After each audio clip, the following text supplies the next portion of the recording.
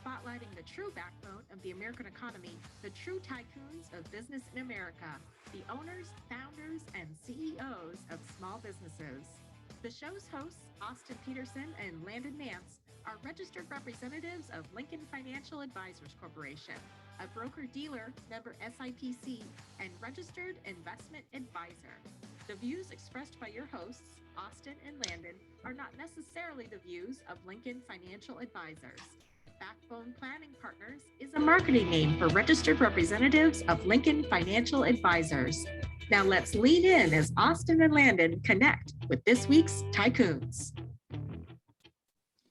Good afternoon, Tycoons, and welcome to today's episode of Tycoons of Small Biz. I'm your host here, as always, Austin Peterson, coming to you live from my home today in Gilbert, Arizona, where it's a balmy 88 degrees. So I'm sure most of you are listening and you're very jealous of that today.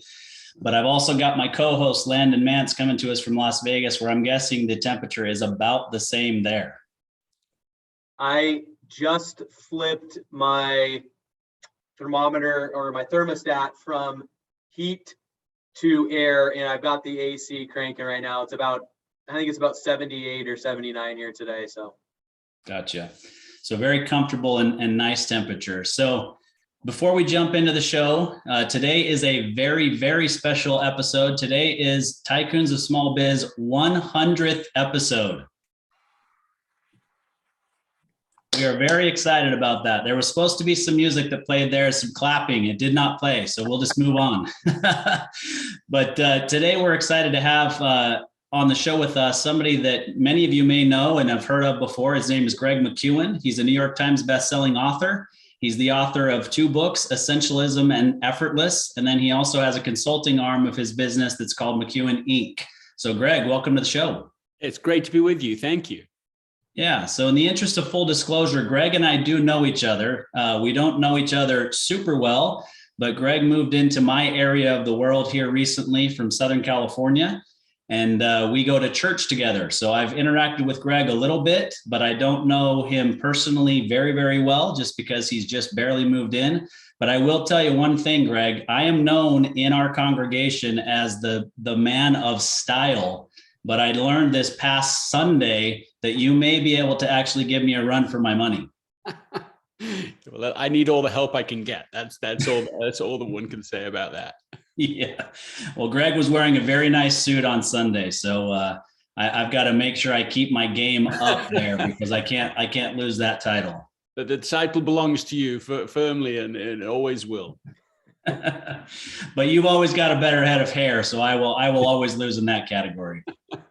It's all temporary. We all end up as wise as you. We all end up saving time with our hair dryers. Eventually, it's just a timing thing. Yeah, I tell Landon that all the time. I tell him the amount of time that I've saved over the last 10 years for just not having to comb my hair that you're spending on a daily basis puts me light years ahead of you. Well, Greg, before we jump into the business side and, talking about the books and so forth, we always have our guests tell a little bit about themselves personally. So obviously people can hear the accent. They know that you didn't grow up in the United States necessarily. So tell us about you, where did you grow up? What did you study in school? I know you've got a deep history, and I know some of it because I've listened to Essentialism and about half of Effortless so far on Audible. So I'll let you kind of tell us what you'd like us to know about you personally. I was born in London, England.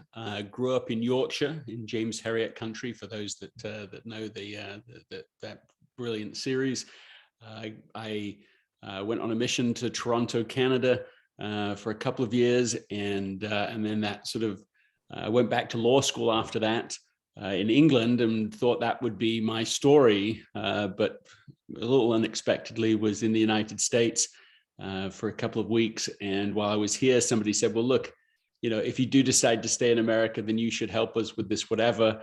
And it just gave me this spark of, well, what if? What would you do if you could do anything? And when I was done brainstorming the answer to that question, I realized that I had all these answers to the question, but law school wasn't one of them. And so, the short of it is I quit law school to pursue what felt like my professional mission in life, and that was to teach and write. And I've been able to do that in one way or another for what's now more than 20 years. And it's it's been a brilliant adventure. It took me, I did print journalism at BYU, did my graduate work at Stanford. In fact, at the time of recording, having this conversation, I just was accepted into a doctoral program at Cambridge University in England. So I will, go there as a family for the next part of this unexpected journey. It's really been a remarkable thing. It's taken me all over the world to work with leaders and to work with organizations. It's taken me all through Silicon Valley and beyond. And it's been an entrepreneurial adventure. That's part of what it's been. And in some ways, I think of myself as sort of like an entrepreneur with a pen in my hand or something like that. And so that's that overlap between ideas that with impact and the ideas of how can you make this relevant to small, medium-sized businesses, any size business really, is interesting to me, and has been my fascination for these more than 20 years. Yeah, no, I think that's a great background story for us to understand and see where you are today. I mean, we recorded a recent episode with a woman named Jennifer Zick, and you were putting together that list and trying to decide, what's most important and what do I do in life. And she, like so many entrepreneurs that started a business, she lost her job. Essentially, there was a private equity acquisition of the company that she was working for, and her position was eliminated. And she spent time in her cabin up in the northern part of Minnesota and basically sat down and said, if I were to start a business, what would that look like? What would it be? And then, built this organization, and they just celebrated their 5th year. She's built a fantastic organization. And it's sometimes things like that, where it's an unexpected thing that kind of leads us to what we're really meant to be. Like you said, your professional mission. Well, I mean, one of the things for anyone who chooses to go to a new country, right? So for someone who doesn't stay, where they were born, there's something about that process where the culture of the country they go to names something in them. Otherwise, they would just stay where they were. And one of the things that is inherent in the fabric, culture, DNA of the United States is that entrepreneurialism. I don't think I said that right, but I'm not going to try again. Entrepreneurialism. Did I say it? I get it. But you get I would go with entrepreneurship. It's easier to say. Entrepreneurship. The entrepreneurship is far easier to say. Very wise counsel. And there's, it's not obvious that that a country would have such entrepreneurship in their culture. Like, it's not obvious that people, it's not that just people are inherently want to do that. Maybe there's a desire to do it, but you need a lot in your culture, in a culture of support, in a culture of let's do things differently, let's not do them as they've been done before, in order to make that seem possible, plausible, inviting. I mean, it's a real asset. It's a tremendous asset and of course, it's not utterly unique to the United States, but there's something I think about its origin that makes this a marvelously entrepreneurial place to be. And I still feel that now, and I still feel very excited about the possibilities for people, whether they're individually, they're currently in a career, they're working for somebody else, but they're eyeing entrepreneurship from that place, or whether there's someone who actually has started out. I think it's a very, very good time and is a great place to be an entrepreneur. In fact, let's say I'd rather be here, and now than anywhere or when if I wanted to be an entrepreneur, which I continue to want. Yeah, I think that's a great way to put it. I mean, that comment actually makes me think of the play Hamilton, right? My wife wears around a t-shirt that says young, scrappy, and hungry, just like my country, right? It was a great term.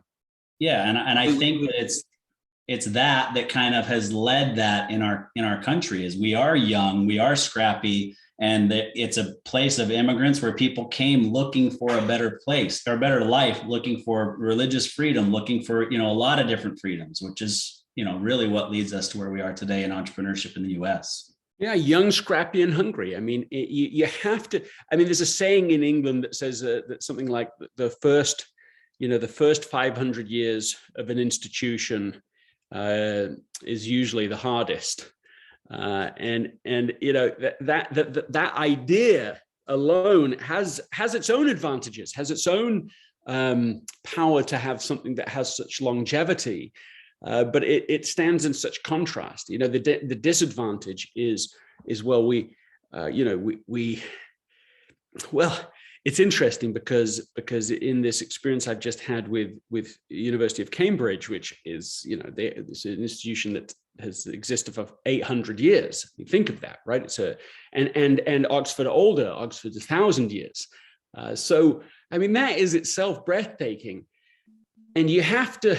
I suppose what I'm trying to get to here is that the costs of that are that you build systems that are very hard to understand.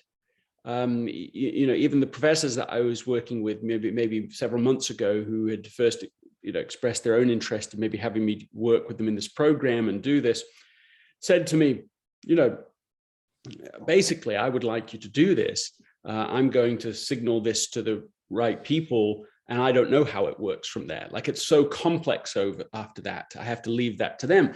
So there's a disadvantage in that kind of mindset. And in fact, there's a really interesting book called the Collapse of Complex Societies.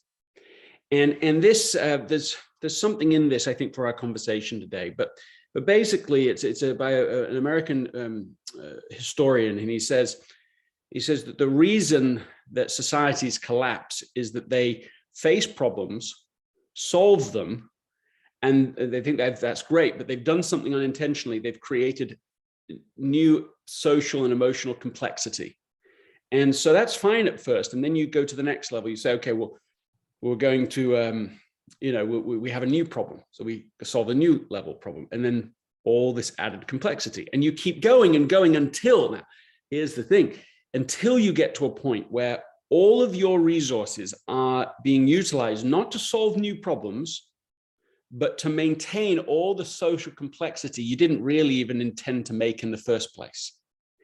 And so that's an interesting point, because then you becoming, as an institution or a country, or or even as a team, right, you become really fragile because everything's being utilized just to maintain your existing position. And deriving from that, when I worked with Silicon Valley companies, that's what I noticed was this predictable pattern. So there's a young, scrappy, and hungry. Certainly they start that way, small, simple. Focus leads to success, leads to options.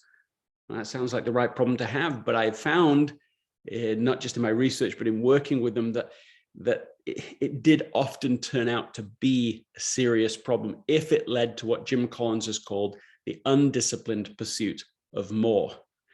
And so now that's sort of the enemy of our story, because as soon as you fall into that, you will plateau in your progress or fail altogether.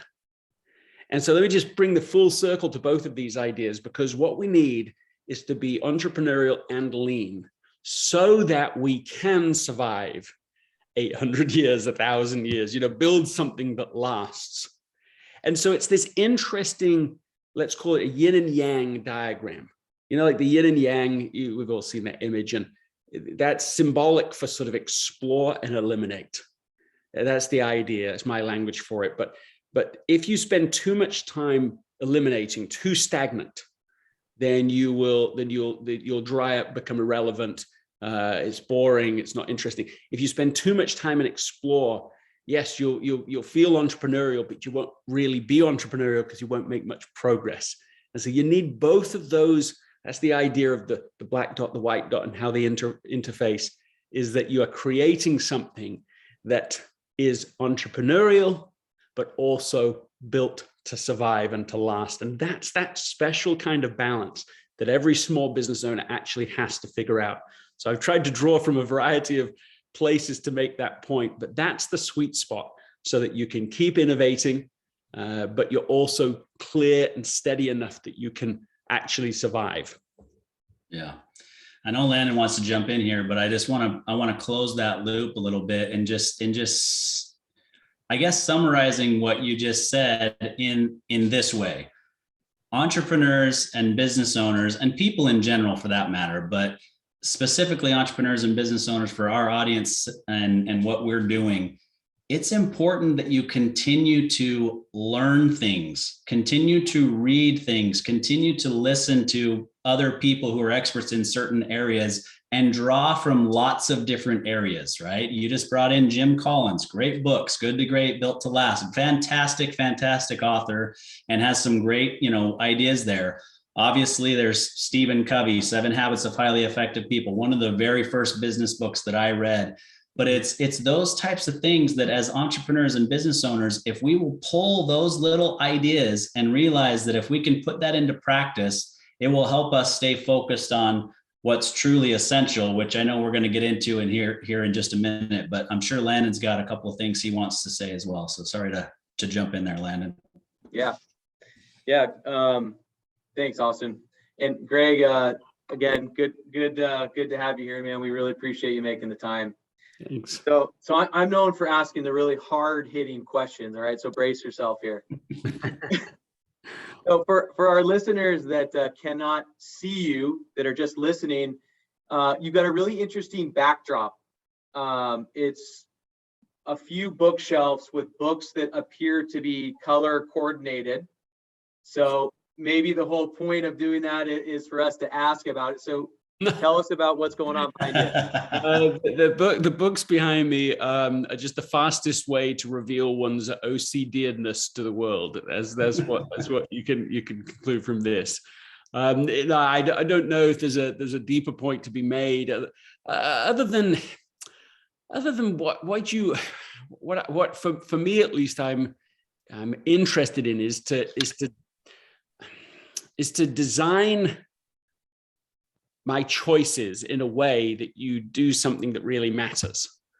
So, that's a core idea behind everything that I've researched, everything that I've tried to do is not to live by default, but by design. And that if you operate by design, that you can achieve breakthrough results, but without burning out. And as a small business owner has so many things pulling on them, it's very easy to become incredibly reactive to good things. You even become reactive to the success. So you live increasingly a chaotic experience.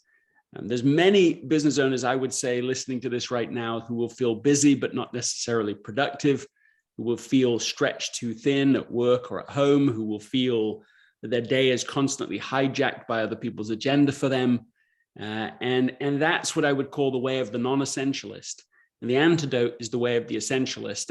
And perhaps there is a metaphor between that and sort of the state of maybe the state of one's bookshelves or the state of one's closet. That's all symbolic of how out of order our lives start to feel. And that can be sometimes literally because of success. I call it the paradox of success. And that's what we have to learn is not, of course, I'm not anti-success, but how do we become successful at success? How do we keep creating order out of chaos? How do we get to be more selective even as our success is starting to overwhelm us and distract us from the things that will help us to get through to the next level? Yeah, absolutely. Well, that's so much relevance in what you said to our, individual practice, because we serve primarily, small business owners.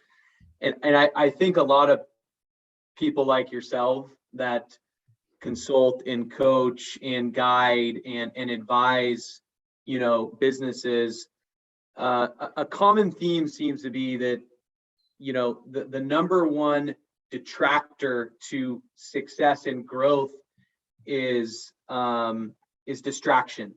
And I think you can go in a lot of different areas. I know that's very broad, but in some way, shape, or form, they get distracted.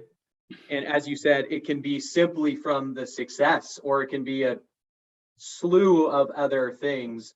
And we see that, almost daily in conversations that we have. These are successful small businesses. Maybe they're doing $5, $10, $20 million in revenue, and they're plateaued. They cannot seem to get to the next level, and they don't know how to do it. They don't know what questions to ask. They don't know what problems that they need to solve. And I love how you kind of relate that into this concept of essentialism, which is obviously the title of one of your New York Times best-selling books. So talk to us a little bit about what that book is, what it's all about, and then how can some of our business owner folks that are listening to this, what are a couple of takeaways that they can that might resonate with them? Look, we have so many inputs, so much noise coming at us, all of the time. And sometimes we make that worse because we double down, we literally, not metaphorically, but literally click on this infinite pool of information, and and we get flooded with various messages, even other sort of entrepreneurial famous people that will say, oh, it's all about hustle, it's all about this, it's all about that, and you have this so many different ideas, and maybe then we add to that the FOMO, or the fear of missing out. If any of my competitors are doing X, then I have to do it too. Every idea we hear is, oh yeah, me too, I want to be part of that. And so very quickly, for a variety of sources, we are completely overloaded. And what I've found is that we'll plateau at the same level as our selectivity. And I want to just sort of slow that down for a second, because I think it's such an important idea. We keep saying yes to things, we keep pursuing things, we keep going after things to a certain point where we can't go forward anymore. It's like these, the collapse of complex societies, but it's the collapse of our small business. Is that we start to just go, there's just no more of me.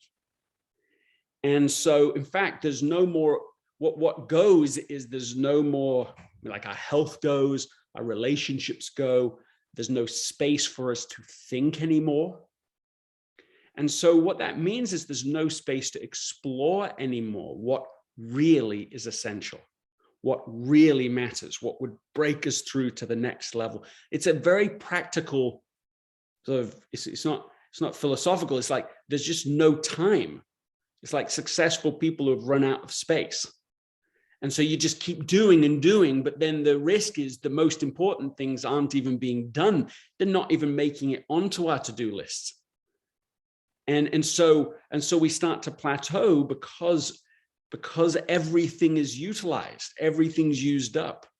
And so what I would say is the first key of becoming an essentialist, that is someone who pursues it's like the disciplined pursuit of less instead of the undisciplined pursuit of more.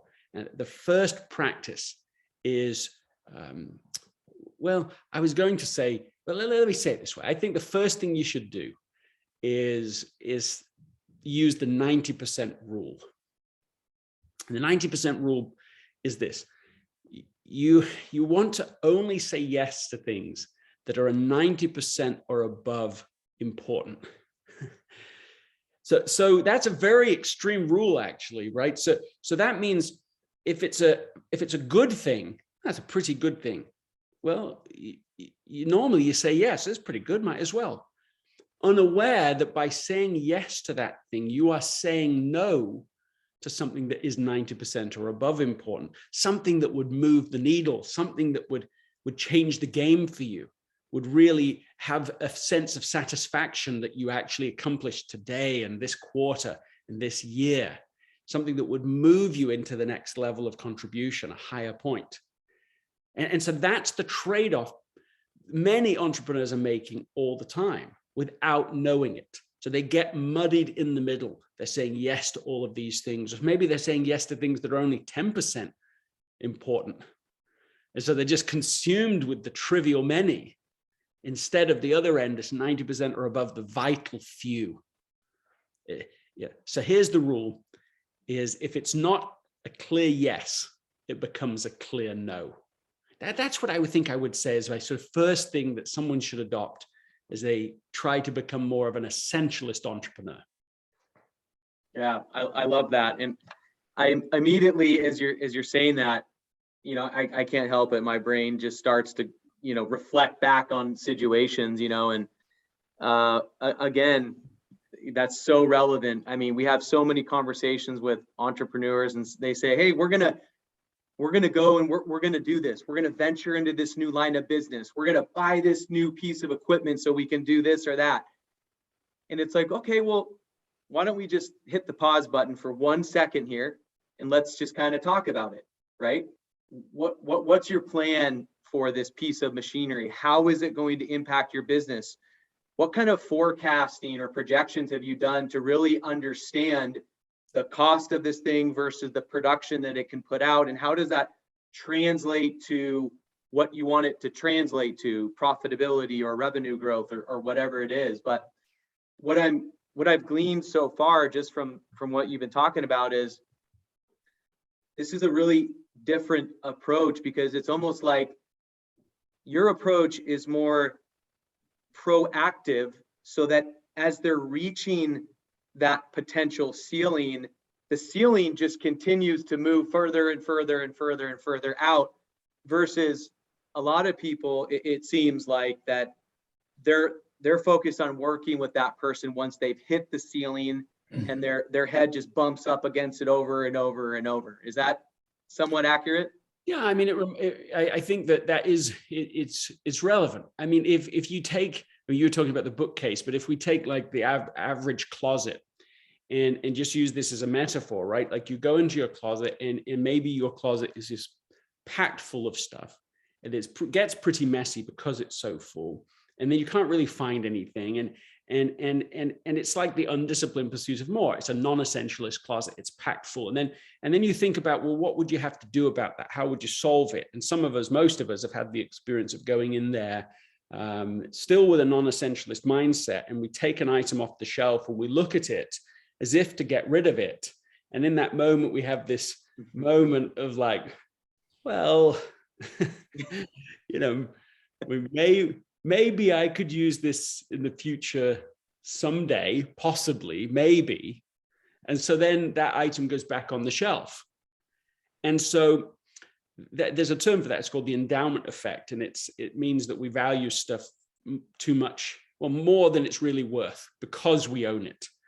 And that's like great for an entrepreneur, because everything you do as an entrepreneur, it's kind of yours, and you put your thumbprint on it. You have a sense of ownership. That's part of the advantage of entrepreneurship, but it has this unintended, unhelpful consequence that everything you value a bit much is like your little baby. You're looking after everything. You want all of it. Every project matters to you. And of course, the answer to the closet is to say, well, not could I ever use it in the future? Again, maybe, but is this, like, do I love it?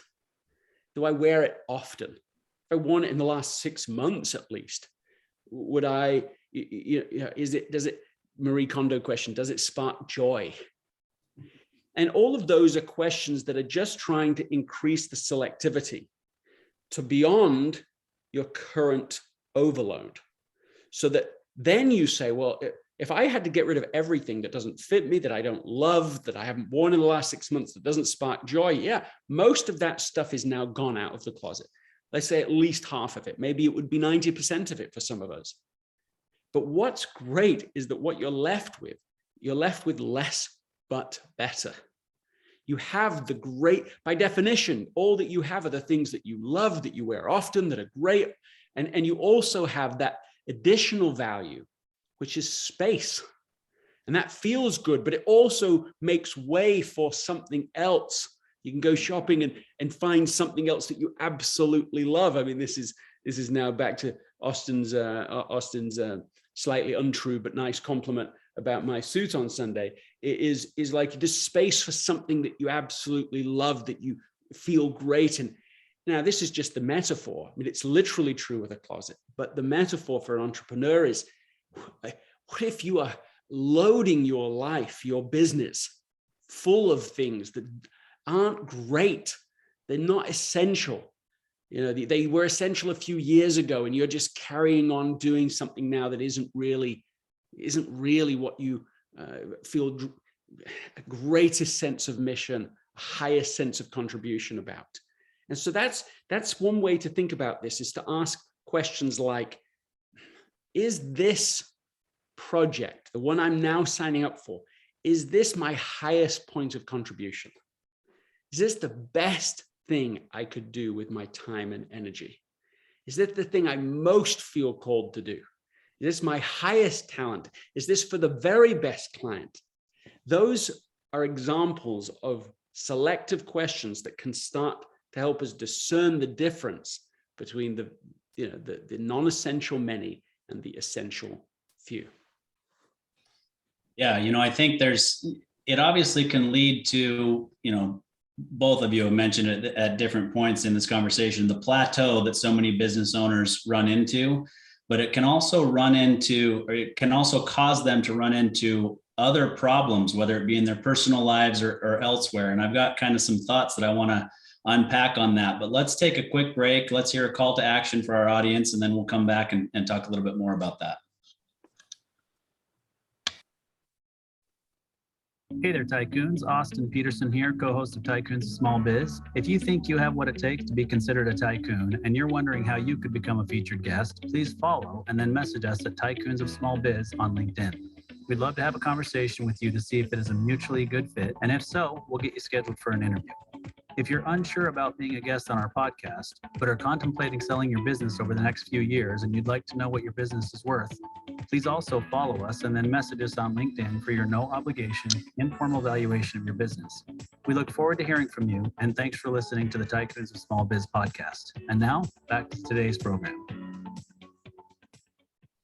All right, Tycoons, welcome back. We're here with author Greg McKweon. We're talking about his two books, Essentialism and Effortless. And before the break, we were just talking about, kind of some unintended consequences with trying to do too much. And the reality is that made me think right away of a different book, actually, a book called Driven. Not sure if you've read it, but it's about the life of Larry H. Miller, who owned a bunch of car dealerships in the Western United States, ultimately bought the Utah Jazz, bought a bunch of different movie theaters, or, opened a bunch of different movie theaters, built a really, really nice business, one that most people would be very, very happy with. But along the way, he missed a lot of family stuff. His health was terrible. He died way too young because he didn't take care of himself. So I think that kind of plays right into what you're talking about, where you've got to choose that. It's got to be above that 90% or better importance, right? Because I think if we had an opportunity to ask him today if what he would do differently, if he had an opportunity to do it over again, he maybe would have done things differently, whether it's outsourcing certain things, meaning, his executive team could do certain things that he was doing himself that caused him to just run himself ragged, or just saying, you know what, I don't need a business that's that large. Either answer is fine, right? But I think if he had that opportunity to do it again, he would have done it differently. Look, that goes to the heart of it. Essentialism, it's built into the name. It's not about, it's not successism. It's what's very important. And you want to design a life that really matters. And you also want to make it as effortless as possible to actually do the things that really matter.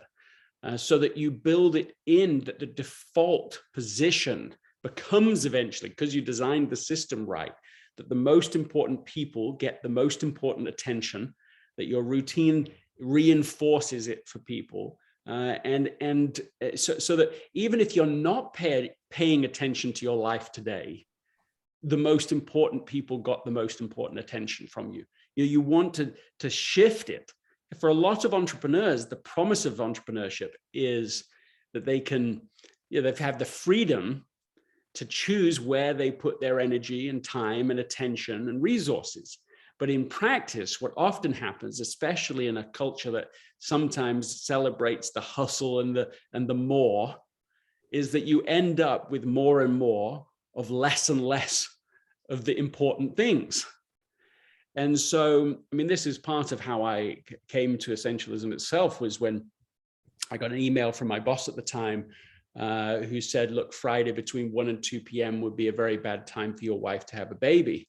And sure enough, Friday morning comes along, and we're in the hospital. Our daughter's just been born, and I'm feeling torn. I've got my phone on, I've got my laptop open, and I'm trying to keep everybody happy on the basis, if you can do it all, then you can have it all.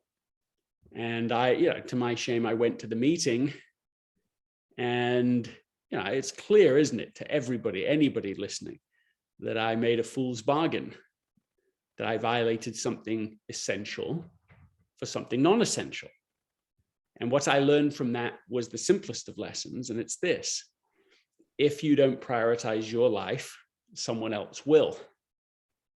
And that's really what gave me fire for the deed to try to pursue what eventually became essentialism, and now with the newer book Effortless, is how to help people be wiser than I was, and to make their design of their life such that they can achieve what matters most, break through to their highest point of contribution, and to do it without burning out.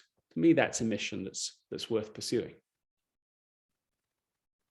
So, Greg, if I can jump in real quick. So you kind of stole my thunder a little bit, because I wanted to ask you, I hope that this isn't, I hope you don't feel like I'm putting you on the spot here. I don't think you will, but as I was doing some background research on you, just looking at some Google articles and, things like that.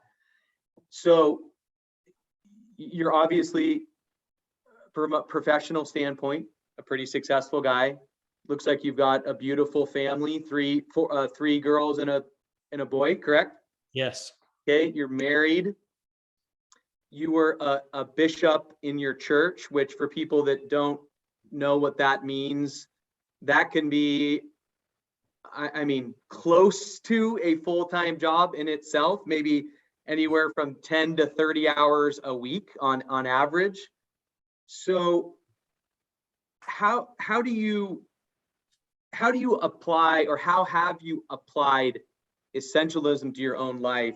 I know you just kind of gave us an example. That's why I said you kind of stole my thunder, but clearly at one point, when you were raising kids, being a husband, being a bishop, having your professional career, I mean, that is a lot to juggle at once. So how did you put essentialism into practice during that point in your life, and how did you or maybe what did you learn from that as well as you reflected back on it now? Yeah, I mean, look, I failed many, many times in probably everything that I've ever taught. You're in, the key is in the subtitle of essentialism, right, is a disciplined pursuit. You're pursuing what's essential. And the question is not whether it's like if you go on a flight from San Francisco to New York, the flight is off track most of the time. The reason it arrives on time and in the right location is that it's constantly making course corrections. And the course correction approach is the key element of essentialism, is to say, how quickly am I going to readjust? How quickly am I going to come back to what matters? And so I find it helpful to have, for example, a daily practice of evaluating your life, right? Okay, I started a journal practice maybe 11 years ago. I'd been intermittent until then, but maybe 11 years ago, I said, okay, I want to do this every day, to be able to evaluate, look at my life. What am I grateful for? What are the things that are working today? What's not? And how can I make quick adjustments to that by tomorrow? And so it's been, I mean, I think I haven't missed a day now in 11 years. And that simple practice is an example of, the key for it, by the way, for me was not that I was writing essays every day. The idea was never less than one sentence. And for a while, it was never more than 5 sentences. So this is one of the strategies I teach in Effortless, is that you need a lower bound to any goal you set, but you also need an upper bound, because humans are so bad at consistency. And yet that's where all the power is. What you want is to be able to make it as effortless as possible to do something tomorrow and a year from now and 10 years from now. Most people actually kind of know what's essential. They certainly have a sense of it. And so what they really need help with is, how do you do this in a way that you can keep doing it, not intermittently? How do most people write their journals? They do 3 pages day 1. It takes them an hour. Day 2, they don't have an hour. And besides, they have to make up for the hour they just used on the journal yesterday. So by day 3, it's over. And every so often someone inspires them and they go, okay, I'm going to do it this time. And they go through the same intermittency. The key is small changes and things we do often that help us to be able to arrive where we want to go. So that's been one, tactical way that I have tried to keep coming back to what matters, and to try and do that faster than maybe someone who isn't an aspiring essentialist, like I am. That's one practical way that I've tried to do it. Yeah. Austin, I'll let you jump in. I just wanted to mention something real quick. Greg, I'm reading Atomic Habits right now. Right. And I had heard this story before, but I don't know why. I love this story. And I think it's about the British cycling team that were totally off the radar. We're not well known as a high-ranking team. They brought in a new coach, and his entire game plan was to make tiny incremental 1% incremental changes to their program, which ultimately, a year or 2 or 3 years later resulted in winning the Tour de France multiple different times over the course of a couple of years. And one of the things that stands out in my mind, I guess maybe because of the time that we're living in, or hopefully coming out of in regards to COVID, but one of the things that the coach had the guys focus on was properly learning how to wash their hands to lessen the chance of them getting sick. And I just, I don't know why, I just think that is the coolest story. And it's just such a great example of how if we can just make these little teeny tiny improvements, but continue to build upon those, we can be in such better places in our lives and our business. But like you said, with the journal, it's so hard to be consistent in these improvements that you make in your life. I hadn't thought about this, but James Clear does actually use exactly the story I just mentioned to you. Literally, the way that I started keeping a journal is in Atomic Habits. It's part of what he's trying to share when he says, look, these tiny ideas, like 1 sentence a day, is really powerful because it helps you to continue on. And so there is a total overlapping between, quite literally between what I just shared and how he utilized that example. Yeah, well, and I would say the same thing is true of, people trying to lose weight or, run more often or run faster, or, it's about the small, consistent changes in our lives to be more of an essentialist, right? So let's transition a little bit. You kind of mentioned Effortless a little bit, but hopefully the answer to this question is not because I signed a 2-book deal, but what is it that took you to the point of saying, okay, I finished Essentialism. It was wildly successful, probably beyond even what you hoped it was going to be. But that ultimately typically leads to, there's something to add on to that, right? Just like Jim Collins, Good to Great to Built to Last, et cetera. What is it that said in your mind, I've got to write another book and it's got to be effortless? Because knowing that you had written that before I listened to Essentialism, I kept hearing the word effortless when I listened to Essentialism, right? So tell us what brought you to that point.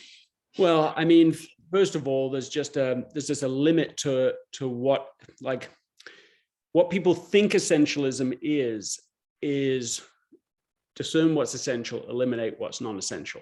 And they're not wrong about that. That is the first 2 of 3 practices that make an essentialist an essentialist. But the third, and I cover it in Essentialism, but it just sort of was missed for many, many people, was this idea of when you come to execution, they would carry their sort of non-essentialist, perfectionist, overcomplicating, overthinking minds with them to execution. So even where they've identified what's essential, they'll then overcomplicate, overstrain, overstretch, overdo their attempt to execute. And that will in fact make it much, much harder than it needs to be to do what really matters. And I was already experiencing that in my own life. I was already sensing that I'd removed many of the non-essentials. I was trying to really focus on the things that mattered. I was trying to live what I was teaching. And still I found myself saying, well, yeah, but what if there are too many essentials? I mean, what if you really do have so many responsibilities and they're real and your choice are, well, do you put it down? Now you're in the 90% and above, but what do you do? What if 90% and above is still more than you can do? And so, and in the midst of that already circumstance and experience, one of my daughters became really, really sick, and very unexpectedly, and with no, no diagnosis. So if you imagine someone going from the picture of health and then, like suddenly having, like going really, really slow, like just going down in slow motion, almost like they're getting Parkinson's disease. It takes them 2 full minutes to write their own name. It's almost as much time as it takes to boil an egg, to write your own name.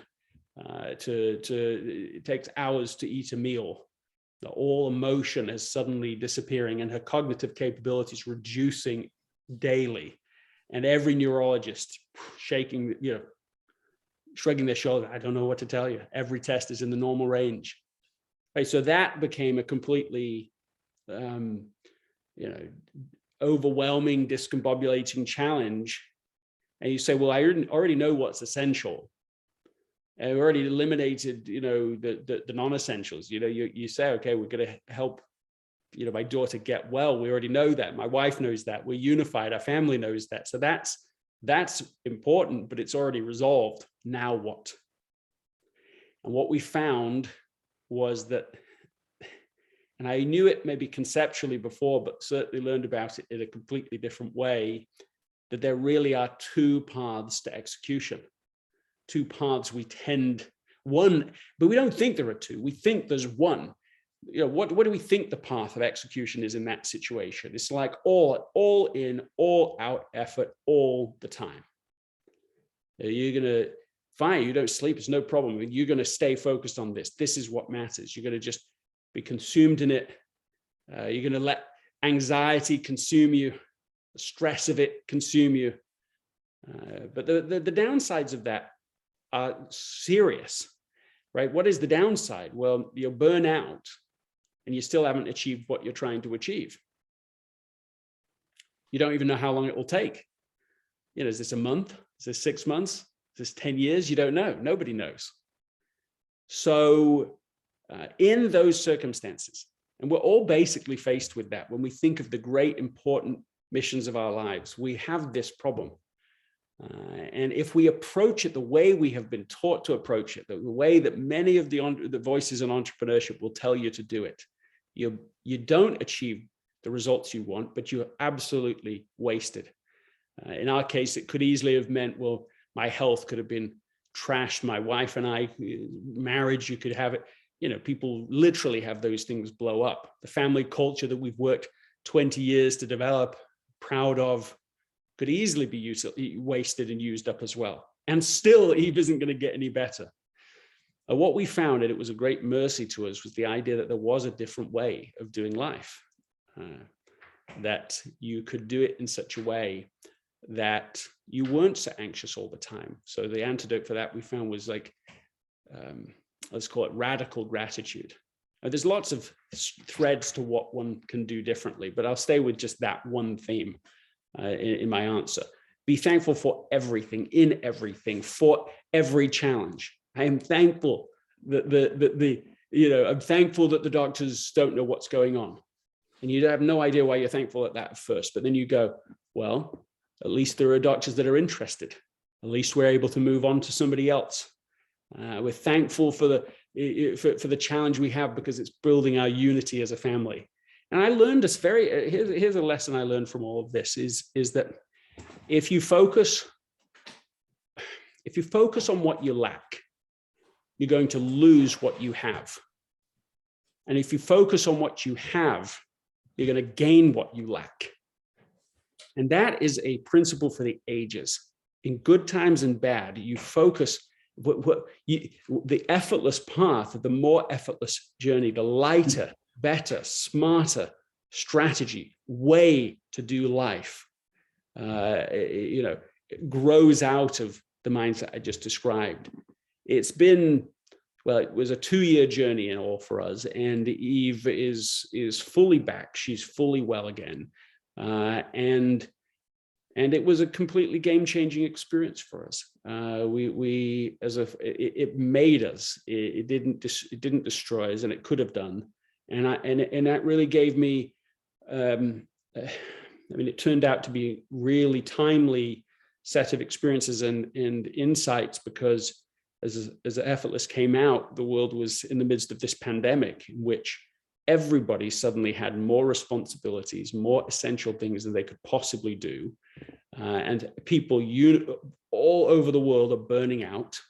And in fact, to the degree that I think there's only two kinds of people in the world right now. There are people who are burned out, and there are people who know they are burned out. And Effortless is an attempt at an antidote to that, born out of a very, very challenging situation, but one that taught us there really is a different way to do everything, and we're programmed to do it this one way. But what a joy to discover that there's a different, better, easier, smarter approach, and I call that approach effortless. Yeah, I'm really glad you shared that story, first of all, and we're glad that Eve's doing better now, and you guys have been able to figure that out as a family, because I know firsthand how difficult that is to try to deal with as a family when one member is sick, and worse yet, you don't know what's causing it, right? So I certainly feel for you there and know what you went through and have felt it in my own life. So congratulations for that. The second part is gratitude. It's such a powerful principle that I don't think that most people in our in humanity, I guess, fully understand what that does for them personally and what it allows them to do even more, right? So that actually happens to be the last chapter that I was listening to this morning on my run. And I remember, and as I heard that, I thought, man, that's a powerful principle. And then a couple minutes later, I found myself, rather than complaining about the fact that I still had a quarter mile to go and I'm heaving, right, to get home, to be grateful that I have a body that's capable of running and getting me, through that, the exercise and all those sorts of things. So it does, it's a mind shift in your own mind, or a mindset shift, I should say, that allows you to accomplish more. Yeah, look, life is suffering. Life is full of test and challenge. You don't write a book called Effortless because you think life is easy. You write it because it's so hard for almost everyone, almost all the time. And if you don't think it is for someone else, it's almost always because you don't know them well enough. And when you do, you discover that there is serious suffering going on in some corner, in some aspect of their life. And so, what do we live for? Said Eliot. He said, what do we live for but to make life less difficult for each other? And that's the spirit of Effortless. It's like essential things don't have to be the hardest possible thing in our lives. You can shift the system so it works in your favor, stack the decks in your favor, so that the essential things become. What would happen? I'll leave you on this question. What would happen in your life if the essential things became effortless and the non-essential things became really hard? What would happen?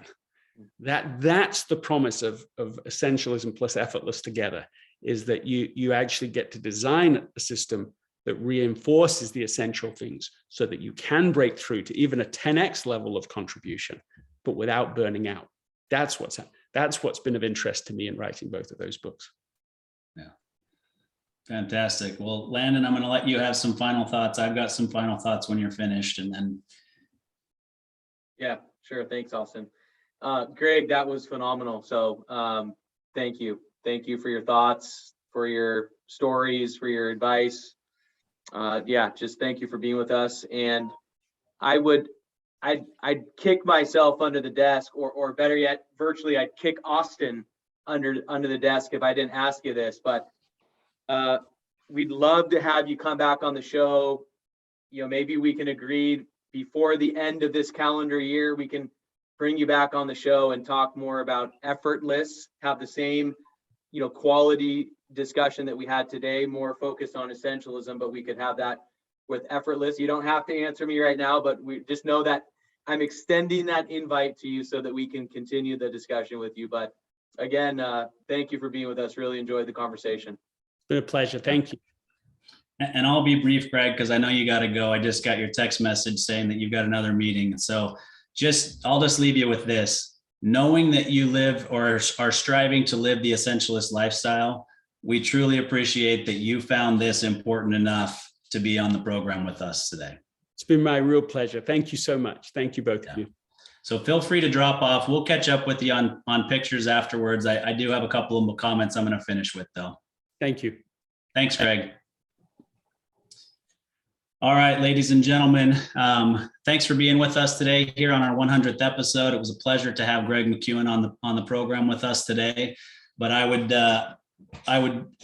would be feeling ungrateful in my own life if I didn't take an opportunity to mention on this 100th episode that there's nobody that I would rather do this with than Landon Mance. Landon is my business partner. He's my co-host, and I consider him a very close friend, and the friend being the most important part of that at the end. So Landon, thanks so much for going on this journey with us with me, and almost forcing us to put together this podcast a couple of years ago.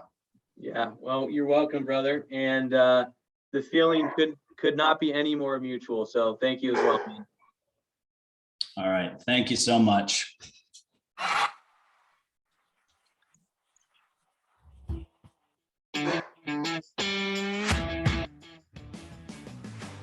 You've been listening to Tycoons of Small Biz, proudly hosted by Austin Peterson and Landon Mance. Austin and Landon are comprehensive financial planning professionals specializing in financial, estate, and succession planning for small business owners. Austin and Landon have offices in Scottsdale, Arizona, and Las Vegas, Nevada, and represent clients in 14 states throughout the country. Join Austin, Landon, and the featured Tycoons live every Tuesday at 1 p.m. right here on Business Radio X and your favorite podcast platform.